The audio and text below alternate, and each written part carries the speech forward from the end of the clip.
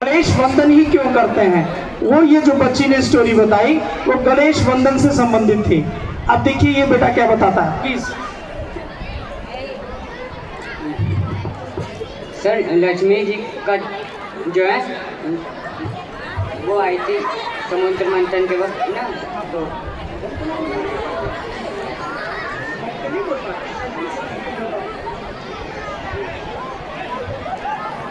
समुद्र मंथन से लक्ष्मी जी का जो है जन्म हुआ था और उसके बाद विवाह जो हुआ था लक्ष्मी जी का जब नारायण जी के साथ, भगवान के साथ, तो उसके लिए मनाया जाता है। Okay, very good. He is not able to speak here on the mic itself, but a big round of applause for him. He is having the idea about what is the story behind. So a big round of applause for this boy. Next time you explain it later on. अब मैं आपको बताता हूँ short में इस story के बारे में। ये जो गणेश लक्ष्मी जी की पूजा है, इसमें गणेश जी और लक्ष्मी जी साथ में पूजा इनकी क्यों होती है।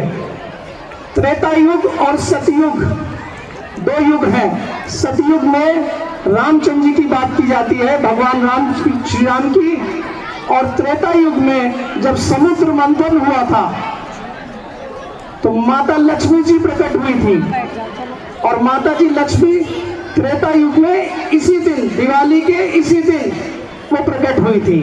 उसके बाद उनका विवाह भगवान विष्णु के साथ हुआ।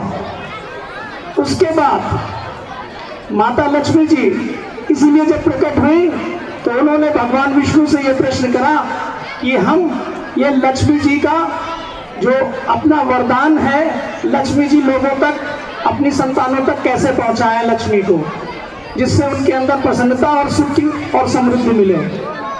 तो उन्होंने कहा आप कुबेर जी को अपना मैनेजर बना लीजिए। तभी आपने देखा होगा कुबेर जी, जिनकी हम लोग दिवाली में फिर से पूजा करते हैं, वो धन के मैनेजर बन गए डिस्ट्रीब्यूशन के संतानों में। लेकिन कुबेर जी थोड़ा सा कंजूस प्रवृत्ति के थे। वो क्या करने लगे कि वो जितनी भी संपत्ति थी वो उसके ऊपर खुद बैठ जाते थे और डिस्ट्रीब्यूशन बहुत कम करते थे। लक्ष्मी जी ने जब ये देखा तो वो बहुत दुखी हुई और बोली इस तरह से तो हमारी संतानों को सुख और समृद्धि मिल ही नहीं पाएगी। तो उन्होंने भगवान विष्णु से प्रश्न करा कि अब इसका समाधान बताइए, हम क्या करें। तो उन्होंने कहा अपना मैनेजर बदल दीजिए। तो उन्होंने कहा किसको बनाया जाए। तो उस समय उन्होंने सुझाव दिया कि जो सर्व बुद्धिमान है, गणेश जी को आप अपना मैनेजर बना लीजिए। लक्ष्मी जी ने क्या करा, कुबेर जी को हटा दिया और गणेश जी को अपना मैनेजर बना लिया।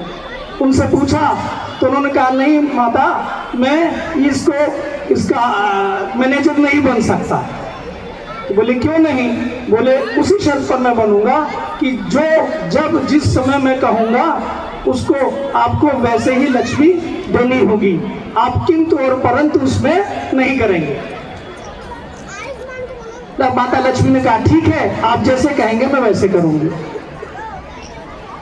गणेश जी उसके मैनेजर बन गए धन लक्ष्मी के, और उन्होंने सभी लोगों को धन खुद बांटना शुरू कर दिया। माता लक्ष्मी ने उनकी दरिया दिली देखकर वो बहुत खुश हुई कि श्री गणेश जी जब से मैनेजर बने हैं तब से इन्होंने लोगों को, हमारी संतानों को खूब सुख समृद्धि, और इसीलिए उनकी शुरू से पूजा होना भी शुरू हो गई। धीरे धीरे उन्होंने इतना ज्यादा सबको दे दिया कि माता लक्ष्मी बहुत प्रसन्न हुई। अब बात आती है कि दोनों लोगों की पूजा साथ में कैसे इसी दिन शुरू हुई। इसी दिन माता लक्ष्मी प्रकट हुई थी त्रेता युग में, और सतयुग में श्री राम जी ने ये रावण का दहन करके इसी दिन, दीपावली के दिन। लेकिन अमावस्या से पूर्णिमा तक 15 दिन का समय होता है। उस पीरियड में माता लक्ष्मी जब भगवान विष्णु के साथ अपनी संतानों के बीच में विचरण नहीं कर पाती हैं, क्यों, क्योंकि ये 15 दिन भगवान विष्णु सोने के लिए समाधि में चले जाते हैं। तब माता लक्ष्मी ने यह निर्णय लिया कि उस अमावस्या से पूर्णिमा के बीच इस 15 दिनों में वो भगवान श्री गणेश के साथ अपने मानस पुत्र के साथ धरती पर विचरण करेंगी और लोगों को लक्ष्मी और श्री गणेश का पूजन और लक्ष्मी और सुख समृद्धि प्राप्त होती रहेगी। इसीलिए इसी दिन, दीपावली के दिन, दीपावली उत्सव सतयुग के श्री राम जी के और त्रेता युग के लक्ष्मी जी के इसी दिन होने की वजह से, जिसमें गणेश जी और लक्ष्मी जी दोनों लोग इस दिवाली के दिन यहाँ उपलब्ध हम लोगों के बीच में होते हैं, इसलिए साथ में गणेश जी और लक्ष्मी जी दोनों लोगों की पूजा की जाती है और साथ में दीपावली का त्यौहार श्री राम जी का स्वागत करने के लिए किया जाता है। बहुत बहुत धन्यवाद। Thank you very much to each and everyone. Now hope that you have enjoyed and you have learned something also with this. Thank you very much.